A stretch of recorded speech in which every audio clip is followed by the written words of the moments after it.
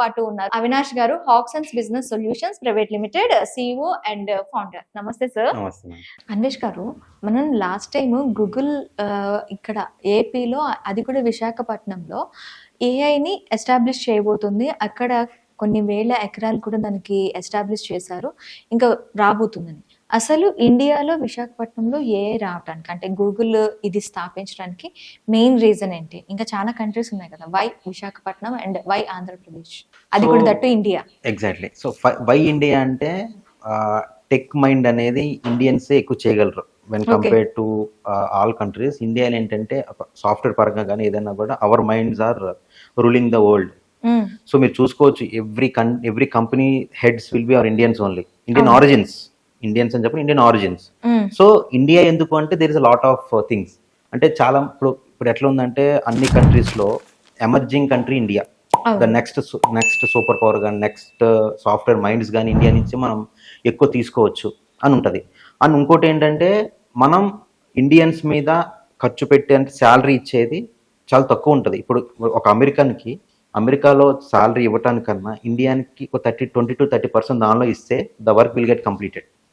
So అందుకనే economical కూడా చూసుకుంటారు, బెటర్ అవుట్పుట్ కోసం చూసుకుంటారు. సో లొకేషన్స్ కూడా ఇంపార్టెంట్. ఫర్ ఎగ్జాంపుల్ మీకు విశాఖపట్నం ఎందుకంటే మనకి సీ అప్రోచ్ ఉంటుంది అనమాట. సో ఇంటర్నెట్ కేబుల్స్ అనేది మనం సీ నుంచే, ఓషన్ నుంచే వేసుకుంటూ వెళ్తారు, under ground of the sea వేసుకుంటూ వెళ్తారు. So that is the main one of the reason అయి ఉండొచ్చు. రెండోది ఏంటంటే India is the next upcoming things and all. The third one ఏంటంటే ఇన్వెస్ట్మెంట్స్ అనేది ఏ కంట్రీస్లో పెడితే సేఫ్ ఉంటుంది, ఏ కంట్రీస్లో పెడితే మనకి బెటర్ అవుట్పుట్ వస్తుంది, బెటర్ రిటర్న్స్ వస్తుంది, బెటర్ డెవలప్మెంట్ వస్తుంది. అంటే ఫర్ ఎగ్జాంపుల్ గూగుల్ ఉంది, వాళ్ళ కంపెనీ డెవలప్ చేసుకోవడానికి ఫస్ట్ చూస్తారు. సో నా కంపెనీ డెవలప్ అవ్వాలంటే ఏ కంట్రీలో పెట్టచ్చు అదర్ దాన్ అమెరికా, ఏ కంట్రీలో పెడితే డెవలప్ అవుతుంది, ఏ కంట్రీలో పెడితే నాకు ఉపయోగం ఎక్కువ, ఏ కంట్రీలో పెడితే నాకు ఈజీగా ఉంటుంది, ఎస్టాబ్లిష్ చేయడానికి ఏ కంట్రీ ఏ స్టేట్ నాకు ప్రాపర్ ఛానల్ ఇస్తుంది, ఈజీగా ఎక్కడ అయిపోతుంది ప్రాసెస్. సో ఇవన్నీ చూస్తారు. సో అక్కడ ఏంటంటే మనం ఒక కంపెనీ ఒకటే చూస్తాం, ఏ హబ్ అంటే ఒక సాఫ్ట్వేర్ కంపెనీ చూస్తాం, గూగుల్ ఏదో సాఫ్ట్వేర్ డెవలప్మెంట్ కంపెనీ ఏ అనేది చూస్తాం. బట్ దాని చుట్టూ క్రియేట్ ఎకో సిస్టమ్ మనం చూడం. ఇప్పుడు ఒక కంపెనీ వచ్చిందండి, ఒక 5,000 6,000 ఒక 10,000 స్ట్రెంత్ హెడ్ కౌంట్ ఉన్న కంపెనీ ఎస్టాబ్లిష్ అయింది. దాని చుట్టూ ఫుడ్ ఇండస్ట్రీ ఎస్టాబ్లిష్ అవుతా, దాని చుట్టూ హాస్టల్స్ ఎస్టాబ్లిష్ అవుతాయా, దాని చుట్టూ ట్రాన్స్పోర్టేషన్ ఎస్టాబ్లిష్ అవుతా, అంటే ఒక చిన్న ఊరే క్రియేట్ అయిపోద్ది. అంటే ఇండైరెక్ట్ గా ఎన్ని వేల మంది దానివల్ల, ఎన్ని కుటుంబాలు కానీ ఎన్ని ఫ్యామిలీస్ దానివల్ల ఉపయోగపడతాయి, దానివల్ల ఇన్కమ్ వస్తుంది, దానివల్ల జాబ్స్ వస్తాయి అనేది మనం ఆలోచించాలి. మన financial district law. So for example ఇప్పుడు హైటెక్ సిటీ నుంచి అట్లా వెళ్ళిపోతుంది బయటికి, గచ్చిబౌలి ఫైనాన్స్ డిస్ట్రిక్ట్. ఎందుకంటే ఇప్పుడు ఇదివరకు అవుటర్ రింగ్ అటే ఏముంది, ఏమీ లేదు. ఇప్పుడు ఒక ఎకో సిస్టమ్ క్రియేట్ అయిపోతుంది అక్కడ. రెసిడెన్షియల్ ప్లాట్స్ కానీ లేకపోతే రెసిడెన్షియల్ గా యూజ్ అవుతుంది, దాని చుట్టూ eco system, transport, everything interlinked. Every industry is interlinked. ఒకటి ఫామ్ అయితే మిగతా ఇండస్ట్రీస్ అన్ని దాంతో ఇంటర్లింక్డ్ అయిపోతాయి, ఎందుకంటే దాని చుట్టూ. ఓకే, ఇది ఒక సైడ్ ఆఫ్ ది కాయిన్. అయితే ఇప్పుడు ఈ గూగుల్లో ఎస్టాబ్లిష్ చేస్తున్నారు కాబట్టి ఇక్కడ లోపలికి వెళ్ళాలి అంటే మన ఇండియన్స్ కి ఎంత అప్రోచ్మెంట్ ఉంటుంది, మనకి ఎంత పర్సెంటేజ్ ఇస్తున్నారు? ఎందుకంటే మన ఇప్పుడు చాలా కంపెనీస్ ఇండియా నుంచి టెక్స్ ని కొనుక్కెళ్ళటం మనం చూస్తూ ఉన్నాం. ఇప్పుడు దాని గురించి ట్రంప్ ఇండియన్స్ ఎవరు వచ్చినా సరే $1,00,000 మాకు చెల్లించాలి ఇలాంటివన్నీ పెట్టారు. సో ఇప్పుడు ఇండియాకి అలా వలసలు వచ్చే ఛాన్సెస్ ఎక్కువ ఉంటాయా? ఎలా దాన్ని తీసుకోవాలంటారు? సో యూజువల్ గా అండి, ఇప్పుడు ఇండియాలో మైక్రోసాఫ్ట్ ఉంది, గూగుల్ ఉంది, ఇన్ఫోసిస్, చాలా కంపెనీస్ ఉన్నాయి. బట్ అదే కంపెనీది అదే అబ్రాడ్ లో సేమ్ కంపెనీకి వర్క్ చేయాలి మనం.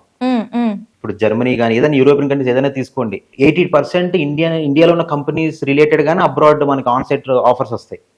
సో ఇప్పుడు ఏంటంటే అట్లాంటి యొక్క టారిఫ్స్ కానీ అట్లాంటి యొక్క ఎక్స్ట్రా మనీ మనం పే చేయాలనుకుంటే వాళ్ళు ఏం చేస్తారు, ఇండియా నుంచి వర్క్ చేయమని చెప్తారు. ఎందుకంటే ఆ మనీ అనేది మిగిలిపోతుంది, ఇండియా నుంచి వర్క్ చేయమని చెప్తారు. ఇప్పుడు ఏం చేస్తారు, ఆన్ సైట్ కన్నా ఎక్కువ ఇండియాలోనే దాని ఇన్ఫ్రాస్ట్రక్చర్ పెంచి అక్కడే ప్రాజెక్ట్స్ క్రియేట్ చేసేలాగా, అక్కడే ఉండి వర్క్ చేసేలాగా వాళ్ళు క్రియేట్ చేస్తారు. ఇంకోటి ఏంటంటే ఫర్ ఎగ్జాంపుల్ ఒక కంట్రీలో ఒక కంపెనీ పెట్టారంటే ఫస్ట్ ఆ కంట్రీలో ఉన్న క్యాపబుల్ స్కిల్ఫుల్ ఎంప్లాయీస్ కి, దాని క్యాండిడేట్స్ కి ఫస్ట్ వస్తుంది ఆపర్చునిటీ. ఎందుకంటే వేరే కంట్రీ నుంచి మనం మ్యాన్ పవర్ తీసుకోవాలన్నా కూడా there are lot of process and lot of spendings as well. Company spend చేయాలి. అదేదో ఇక్కడే అంటే they can get that work done with చాలా తక్కువ శాలరీ ఇవ్వచ్చు, ఆ ప్రాసెస్ ఏమి ఎక్కువ ఉండదు. అండ్ మోర్ ఓవర్ ఇండియాలో మన సాఫ్ట్వేర్ మైండ్స్ అనేది most powerful minds than any other country. ఇండియాలో మనకు దొరికేవాళ్ళు.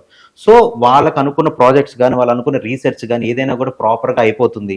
ప్రాపర్గా మనం అనుకున్నట్టు we can get the capable candidates అనేది. So these are all they are having some road map ఉంటుంది. దానివల్ల ఫస్ట్ మన ఇండియన్స్ ఫస్ట్ ప్రయారిటీ వస్తుంది కాబట్టి ఫస్ట్ లోకల్ పీపుల్నే చూస్తారు. లోకల్ మీన్స్ వీ క్యాన్ ఇండియాలో ఎవరున్నారు, ఇండియన్స్ ఎవరున్నారు, ఇండియన్స్ లో క్యాపబుల్ గా స్కిల్ఫుల్ గా దానికి ఎలిజిబుల్ అయిన వాళ్ళు ఎవరున్నారు జాబ్స్ క్రియేట్ అయినప్పుడు. అది ఫస్ట్ ప్రాసెస్ ఉంటుంది. సో అందుకనే ఫస్ట్ ఇండియా అనేసరికి ఇండియాకి ఏంటి అంటే everything will comes under Indian economy ఉంది. దానివల్ల ఇండియన్ ఎకానమీకి బూస్టప్ అవుతుంది. దానివల్ల వాళ్ళు ట్యాక్స్ కట్టాలి, దాని రిలేటెడ్ గా చాలా ప్రాసెస్ ఉన్నప్పుడు దానికి అంత స్పెండింగ్ ట్రాన్సాక్షన్స్ అన్ని ఉంటాయి. సో దాని రిలేటెడ్ గా ఇండియాకి ఈ విధమైన ప్రాసెస్ ఉంటుంది. ప్లస్ జాబ్స్ క్రియేట్ ఎక్కువ. ఇప్పుడు జాబ్ డేటా ఉంటుంది. ఇప్పుడు యూఎస్ లో జాబ్ డేటా ఫ్రీక్వెంట్ గా వస్తుంటది. అంటే నెంబర్ ఆఫ్ జాబ్స్ క్రియేటెడ్ మీద. So number of jobs created అనేది ఇండియాలో పెరుగుతుంది కదా, కంపెనీస్ ఎక్కువ ఎస్టాబ్లిష్ అయితే. సో దాని రిలేటెడ్ గా జాబ్స్ క్రియేట్ అయినప్పుడు మన దగ్గర ఉన్న జాబ్లెస్ పీపుల్ కానీ లేకపోతే about to get in to job మొత్తం కంప్లీట్ గా వాళ్ళది అయిపోయింది, దే ఆర్ రెడీ అన్నప్పుడు అక్కడ మనకి జాబ్స్ వచ్చే ఛాన్సెస్ అనేది ఎక్కువ మందికి ఉంటాయి. సో దట్ ఏంటంటే ఆ జాబ్లెస్ పీపుల్ అనే కానీ లేకపోతే ఎకానమీ కానీ లేకపోతే ఐ మీన్ లైఫ్ స్టైల్ కానీ ఏదైనా కూడా చేంజ్ అవుతుంది. ఎందుకంటే ఒక ఫ్యామిలీలో ఒకరికి జాబ్ వచ్చినా చాలా ఆ ఫ్యామిలీ అనేది డిపెండ్, ఎవ్రీథింగ్ ఇస్ ఫైన్. అంటే 1:5. If you get job for 1 people, indirect గా ఒక 4 to 5 people they are in safe hands. So అట్లా చూస్తాం కాబట్టి ఫస్ట్ ఇండియన్స్ కి ఛాన్స్ ఎక్కువ ఉంటుంది. ప్లస్ వాళ్ళు ఇండియన్ టెక్ మైండ్ అనేది ఇండియన్స్ కి ఎక్కువ ఉంటుంది కాబట్టి ఆ పవర్ఫుల్ అంటే వాళ్ళు చాలా యాప్ట్ గా ఉంటారు, చాలా మంచిగా వర్క్ చేస్తారని చెప్పి వాళ్ళకి వి ప్రూవ్డ్. ఎందుకంటే చాలా కంపెనీస్ హెడ్స్ ఇండియన్సే ఉన్నారు. సో కొన్ని ఏంటంటే ఇప్పుడు ఇండియాని చాలా మంది యుఎస్ లో కొంత డీప్ స్టేట్ అంటారు. వాళ్ళు ఏంటంటే ఇండియన్స్ ని ఐ మీన్ గ్రో అవ్వకుండా ఇండియా ఎఫెక్ట్ లేకుండా చూస్తారు. బట్ సమ్ టైమ్స్ అది కూడా వాళ్ళు ఏం చేయలేరు. ఎందుకంటే ఆ కంపెనీ గ్రోత్ అవ్వాలి అంటే అసలు ఎవరికి ఇస్తే నెక్స్ట్ మనకి who will be A leader, who will be A CEO, who will be A head అనేది ఉండదంటే for sure we will be A top priority.